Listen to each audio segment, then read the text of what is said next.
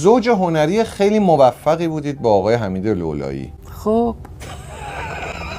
جای همسر شما بودم غیرتی میشدم. انقدر با حمید لولایی فیلم بازی کردید. همسر من آخه بیاد به حمید لولایی مثلا حسادت کنی با اون شکل قیافش؟ شوخی هم کرد با تو. چه بهتون برخورد؟ بیجا کرد که شوخی کرد با چرا من. بابا؟ نه حق نداشته. من در جایی که کار میکنم حق نداره کسی با من شوخی بکنه خارج از کار. برگشتن میگن که خانم گلچین اگه زمرد ببرم، پرشه ببرم، با پرشه هم برم، ایشون قبول نمیکنن. خب خانم امیرجلالی چی؟ نه بابا، خانم امیرجلالی با یه پراید 57 راضی میشه.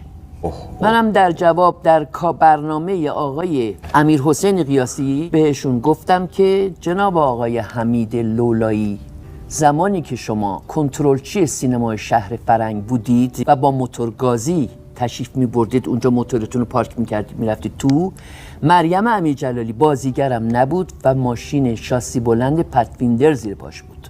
این حرفش بی نهایت زشت بود. همون آن برای خودشونم SMS دادم و بعدم گفتم امکان نداره من در کنار آقای لولایی حتی به عنوانی که از جلو دوربین بخوام بیام رد بشم دیگه این کار نمی‌کنم. به هیچ عنوان نمیتونم اون بی احترامی رو قبول کنم. بابا میگفتید مثلا حمید آقا این چه شوخی بود؟ مگه چی کاره من است که بهش بگم حمید؟